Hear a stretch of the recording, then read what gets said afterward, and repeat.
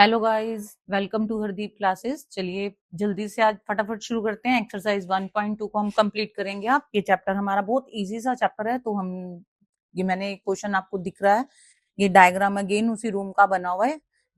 अब रूम के साथ पहले रूम था, अब रूम के साथ उन्होंने बाथरूम भी अटैच करा हुआ है और ये आपको दिखा रहा है कि बाथरूम में कैसे कैसे उसने ये वॉश बेसिन लगाया हुआ है, बाथरूम लगाया हुआ है, शावर एरिया लगाया हुआ है, ये सब बता रहा है। तो इस पे अब डिपेंडेंट है आपके क्वेश्चंस। तो जल्दी से हम क्वेश्चंस रीड करते हैं और इनके आंसर्स देते हैं।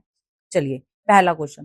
पहले क्वेश्चन में कह रहा है कि ये एक रेक्टेंगुलर स्टडी टेबल लगाना है उसने, जिसकी 3 फीट ऑफ द पॉइंट उसने दे रखे हैं, तीनों पॉइंट 8,9, 11,9 एंड 11,7। कहता है 3 पॉइंट्स आपको दे रखे हैं।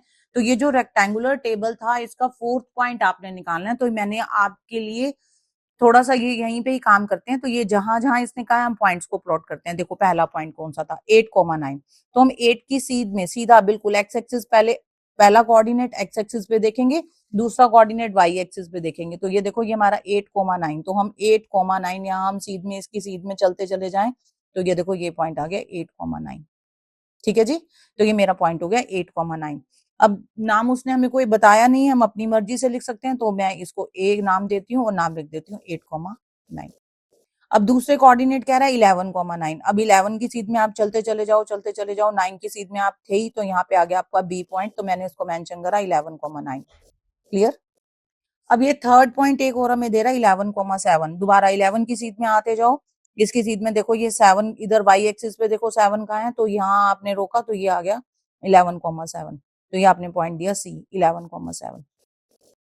अब आपको पता है एक रेक्टेंगल जो होगी, आमने सामने वाली जो भी उसके साइड्स होंगी वो पैरेलल होंगी। तो ये मेरे को ये एक फिगर तो इसने दी हुई थी, ये देखो। तो ये मेरी बन गई। अब मेरे को बनाना है ये वाला पॉइंट। ये भी मुझे देखो, ये मुझे दिख रहा है, ये पॉइंट कैसा होना चाहिए। यहाँ पे एक पॉइंट ये होना चाहिए। तो ये पॉइंट होने के लिए मैंने इसके पैरेलल ये लाइंस अपने आप डाल दी। और ये मुझे कोऑर्डिनेट बताना था, डी कोऑर्डिनेट क्या होगा। तो आप देख लो ये किसकी सीध में चल रहा है, डी पॉइंट 8 की सीध में चल रहा है। तो 8 और इधर से किसकी सीध में आ रहा है, 7 की सीध में आ रहा है। तो हो गया 7। तो ये मेरा पॉइंट हो गया 8,7। तो सिंपली मैंने 3 पॉइंट्स प्लॉट करे। 3 पॉइंट प्लॉट करने के बाद मैंने 4th पॉइंट उसकी हेल्प से निकाल दिया। अब निकालने के बाद अब यहाँ देखो आंसर देखो। पहला पॉइंट आंसर क्वेश्चन नंबर 1 का फर्स्ट आंसर।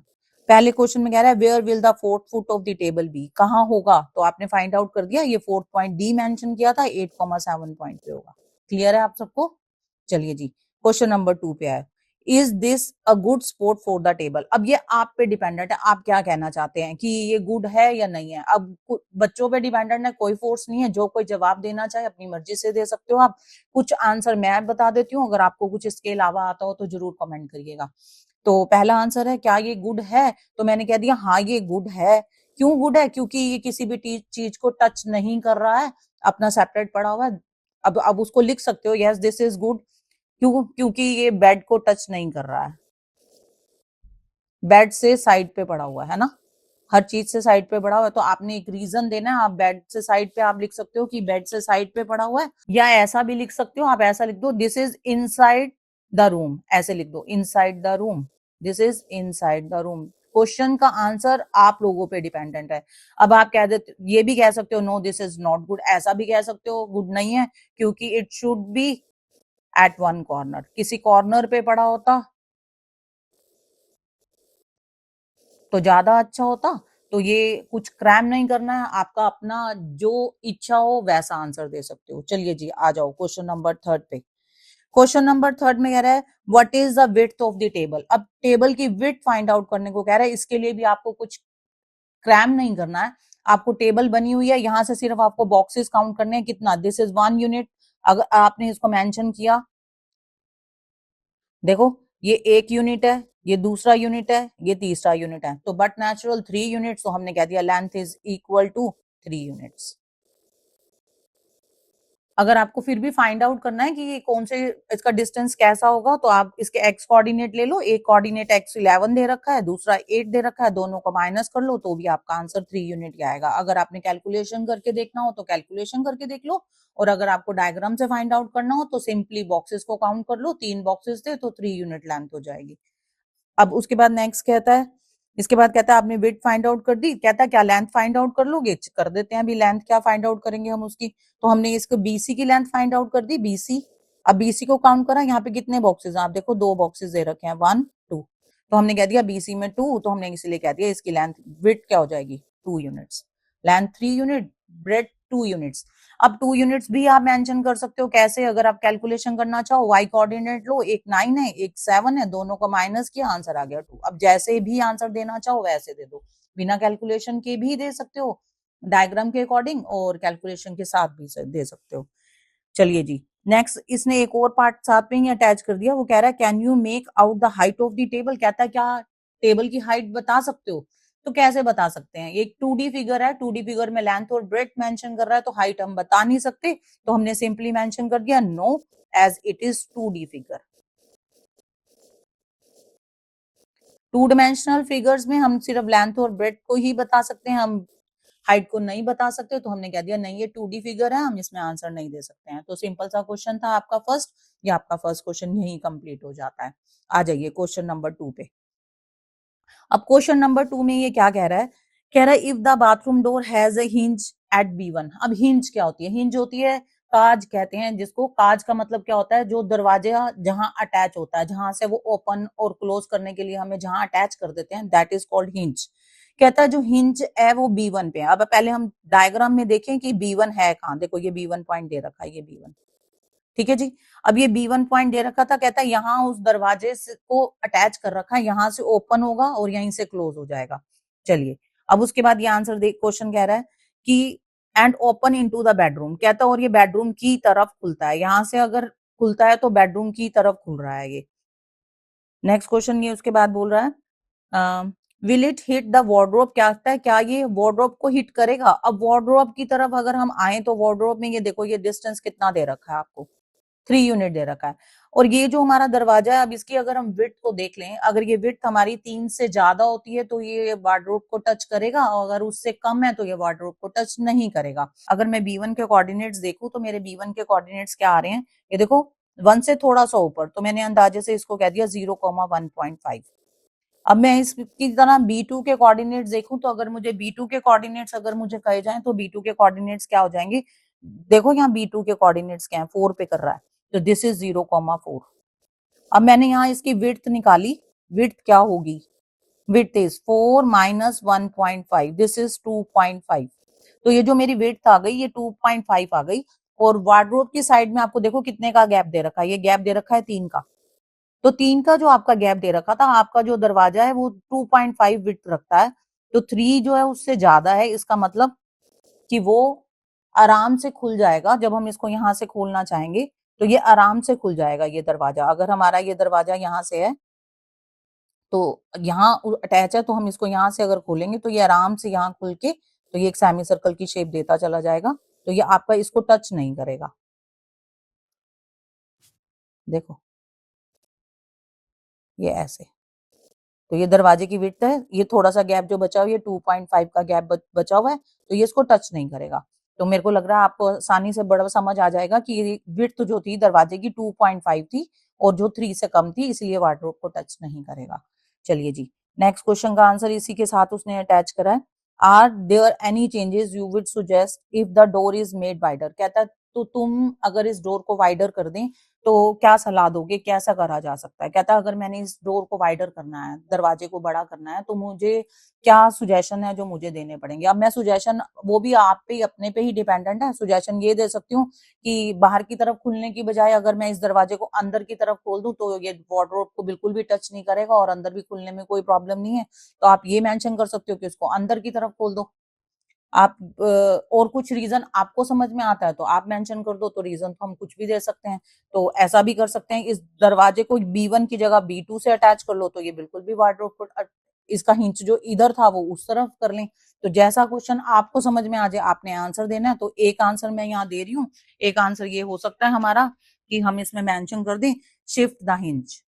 तो मैंने लिखा शिफ्ट, ये मेरा सेकंड पार्ट हो गया इसका जो मैंने आंसर देना था, शिफ्ट द हिंज। इसकी हिंज को शिफ्ट कर दो। तो ऐसे भी आप मेंशन कर सकते हो ओपन इनसाइड द बाथरूम, तो और ओपन इनसाइड द बाथरूम। तो जैसे आपको कंफर्टेबल लगे आप वो जवाब दे दो, ठीक है जी। चलिए जी, क्वेश्चन नंबर 3 पे आते हैं। क्वेश्चन नंबर 3 में ये कहता है अब आपने वॉश बेसिन के लिए जगह देनी है 3 फीट बाय 2 फीट की। कहता है अब आपको जो डायग्राम दिया हुआ है उस डायग्राम के अकॉर्डिंग आपने नहीं चलना है, उस डायग्राम को आपने छोड़ देना है कि इसमें क्या दिया है। आपको कहता है इस डायग्राम में 3 फीट बाय 2 फीट का एक वॉश बेसिन का प्लेस आपने देना है, तो आप क्या देंगे? तो ये 1, ये 2, ये 3, तो मैं लेंथ हो गई 3 फीट, ब्रेड्थ कहता है 2, 1 और ये 2, तो आपने ये मेंशन कर दिया। तो मैं ये जो पोर्शन मैंने रेड से मेंशन किया इस पोर्शन पे वॉश बेसिन लगा लूंगी, 3 फीट बाय 2 फीट का मैं आंसर दे दूंगी।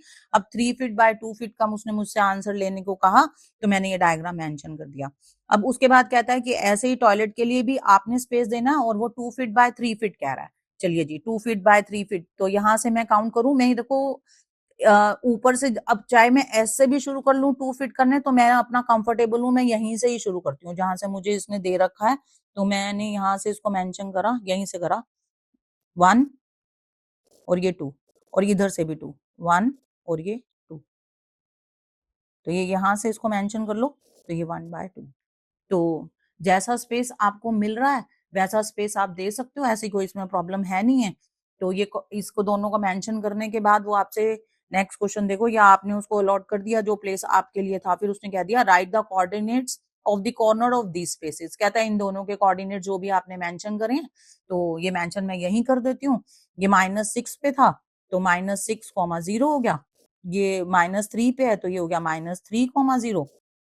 देखो, और ये मैं ऊपर आती हूँ तो इस वाले कॉर्नर पे 2 का गैप था, तो ये मेरा ये इसकी सीध में -6 की सीध में ही चल रहा है। इधर से ये मेरा पॉइंट चल रहा है -2, नहीं 2, तो ये -6, 2 हो जाएगा।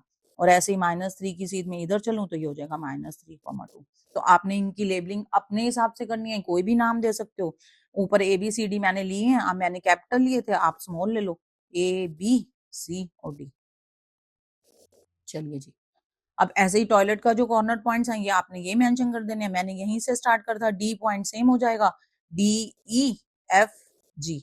अब डी के कोऑर्डिनेट्स हो गए -6, 2। ई के कोऑर्डिनेट्स हो जाएंगे, ये देखो ये -4 की सीध में जा रहा है, ई के कोऑर्डिनेट्स हो जाएंगे -4 और ये भी 2 की सीध में ही जा रहा है तो -4, 2। अब -4 से ऊपर आ जाओ, यहाँ पे उसने हमें जो 2 का गैप लेने को कहा था तो इधर आ गया -6 के साथ 2, और ऐसे ही इधर आ जाओ तो ये जी वाला कोऑर्डिनेट आपने खुद मेंशन करना है। बाकी सिंपल ही है, इसको देख के आपको मेंशन कर देना है। तो ये 4 कोऑर्डिनेट्स आपके टॉयलेट सीट के हो जाएंगे और ये 4 कोऑर्डिनेट्स आपके वॉश बेसिन वाली सीट के हो जाएंगे। तो ये सिंपल सा क्वेश्चन था। चलिए स्टार्ट करते हैं क्वेश्चन नंबर 4। अब क्वेश्चन नंबर 4 में वो क्या कह रहा है कि ये जो रूम था, जो उसने रूम दिया हुआ था डाइनिंग रूम, उसके साथ बैक साइड पे बनाना है। कहता है उस डाइनिंग रूम की विड्थ लेंथ दे रखी है 18 फीट और ब्रेड दे रखी है 15 फीट। तो इसके लिए ये ग्राफ जो हमने बनाया था, तो ये इसके लिए हमने काम करा। तो अगर ये 18 फीट हमें कह रहा है, इसकी लेंथ दे रखी है, 18 कहाँ से शुरू हो जाएगी? 6 से। देखो 1 2 3 4 5 6 7 8 9 10 11 12 13 14 15 16 17 और 18, तो यहाँ तक 18 बनती है। और 15 तो इसका दे ही रखा था, डायरेक्टली 15 तक ही है। तो ये सिंपली हमने इसके कॉर्नर पॉइंट्स बनाने हैं, तो कॉर्नर पॉइंट बना लेते हैं। यहाँ से हम शुरू करेंगे। तो आपकी एक शेप बन गई रेक्टेंगल। आपको इसके कोऑर्डिनेट्स बताने हैं तो बता दो कि पहले एक्स कोऑर्डिनेट को देखो 12, फिर वाई कोऑर्डिनेट को देखो -15। तो ये हमारा कोऑर्डिनेट हो गए 12, -15। इधर देखे -15 वाई पे था, एक्स पे -6, तो ये -6, -15। चलिए जी, अब ये कोऑर्डिनेट्स आपके कितने हो गए? -6, एक्स -6 और वाई यहाँ पे 0, तो ये हो गया 0। और यहाँ पे x कितना 12 और y कितना 0। तो ये आपके 4 कोऑर्डिनेट्स हो गए। चारों को आप कोई भी नाम से मेंशन कर दो, तो चारों मेंशन कर दो। ये आपका फर्स्ट पार्ट था कि जो भी आपकी रेक्टेंगुलर शेप बनती है, चारों कोऑर्डिनेट्स बता दो, तो चारों कोऑर्डिनेट्स आपके हो गए। किसी भी नाम से आप मेंशन कर सकते हो। चलिए अब इसके दूसरे क्वेश्चन पे आ जाओ। दूसरा क्वेश्चन अच्छा सा क्वेश्चन है। अब इसने कहा है इसमें हमने एक टेबल, डाइनिंग टेबल रखनी है। डाइनिंग टेबल की इसने हमें विड्थ दी हुई है 5 feet by 3 feet. Dining table की विड्थ दे रखी है 5 फीट बाय 3 फीट। कहता है सिंपली एक टेबल रखनी है, लेकिन वो टेबल की कंडीशन बता रहा है कि इस रूम के बिल्कुल सेंटर में रखनी है आपने, और write down the coordinates of the fit of the table. कहता है और फिर उसके बाद कोऑर्डिनेट्स बता देने हैं। चलिए जी, अब इसके सेंटर में अगर हमने टेबल रखनी है तो हमें इसका सेंटर पॉइंट पता होगा, तभी हम इस पे रख पाएंगे। तो हम सेंटर पॉइंट फाइंड आउट करते हैं। तो हमें इसकी उसने कहा क्वेश्चन में हमें दे रखा है थी इसकी लेंथ कितनी है 18, 18 का हमने हाफ किया, मिड पॉइंट आ गया 9, तो हम मिड पॉइंट निकाल रहे थे, ये आ गया 9। और दूसरा विड्थ हमें दे रखी है 15, 15 का हाफ किया तो मिड पॉइंट आ गया 7.5। तो सबसे पहले हम ये पॉइंट निकालते हैं। देखो 9 कैसे निकालेंगे, इधर से काउंट करते जाइए बॉक्सेस, 9 1 2 3 4 5 6 7 8 और 9, मतलब 3 की सीध में, और इधर से 7.5, ये मेरा बिल्कुल सीधा सेंटर से 7.5, तो ये मेरा बन गया 3 की सीध में 7.5, ये पॉइंट आ गया। इसका मतलब जो ये मेरी रेक्टेंगुलर शेप बनी है इसका मिड पॉइंट ये है, और जो मुझे एक टेबल रखनी है उसकी मुझे विड्थ उन्होंने दे रखी है 5/3 की, इसका मतलब लेंथ 5 फीट और ब्रेड 3 फीट। 5 के लिए मुझे ये सेंटर पॉइंट है, तो मुझे 2.5 आगे और 2.5 लेफ्ट और 2.5 राइट जाना पड़ेगा। तो 2.5 देखो, ये 1, ये 2, 2.5 कहाँ आ गया यहाँ पे। अब ये देखो ये क्या पॉइंट हुआ होगा 5.5, एक्स कोऑर्डिनेट क्या हुआ 5.5, और इधर से चलिए 1 2 और ये हाफ, तो ये कौन सा पॉइंट हुआ 0.5। अब इसकी सीध में देखो ऊपर 0.5, तो आपको ये पता चल गया कि यहां से 0.5 से लेके 5.5 तक उसकी क्या हो जाएगी विड्थ। अब मुझे इसकी लेंथ फाइंड आउट करनी है। लेंथ का क्या थी 3 फीट, 3 का मतलब इस सेंटर से 1.5 ऊपर 1.5 नीचे, 1.5 ऊपर देखो ये हाफ और ये 1, एक बॉक्स बन गया। ऐसे ही ये हाफ और ये 1, ये एक बॉक्स बन गया। अब यहां से यहां तक अब आपको एक रेक्टेंगल बनानी थी, आप इस चारों कॉर्नर्स पॉइंट्स को ज्वाइन कर लो, ये देखो सिंपल, तो ये आपकी शेप आ जाएगी जो आपको फिगर चाहिए थी, तो ये आपकी फिगर आ जाएगी। हम मैं इसको हाईलाइट कर देती हूँ, ये देखो। अब इनके कोऑर्डिनेट्स बताने हैं चारों कॉर्नर पॉइंट्स के। अब कॉर्नर पॉइंट्स को मैं P Q R और S से रिप्रेजेंट करती हूँ। तो ये मैंने आपको बता दिया था, ये 5.5 है, और सेंटर वाला पॉइंट आपको पता ही चल गया था। सेंटर पॉइंट अगर मैं देखूं तो मेरा 3 था, X 3 था, Y 7.5 था। अब इसके अकॉर्डिंग आपने आंसर देना है। 3 था तो इधर 2.5 आगे गए तो ये 5.5 हो गया, और 5.5 किसकी सीध में आया देखो, 5.5 इधर से देखो किसकी सीध में आ रहा है 6 की सीध में, तो ये कोऑर्डिनेट हो गए 5.5, 6। ठीक है जी। अब नीचे वाले पॉइंट हुए, तो नीचे वाले पॉइंट क्या हो गए 5.5, एक्स कोऑर्डिनेट तो वही रहेगा। अब ये किस सीध में आ रहा है देखो 9 की सीध में, तो ये हो जाएगा -9, 5.5 -9। सेम इधर आ जाओ, ये 0.5 की सीध में आ रहे हो, तो P तो एक्स कोऑर्डिनेट तो दोनों में ही 0.5 हो जाएगा। अब y कोऑर्डिनेट इधर कितना -6, और इधर किसकी सीध में देखो तो -9।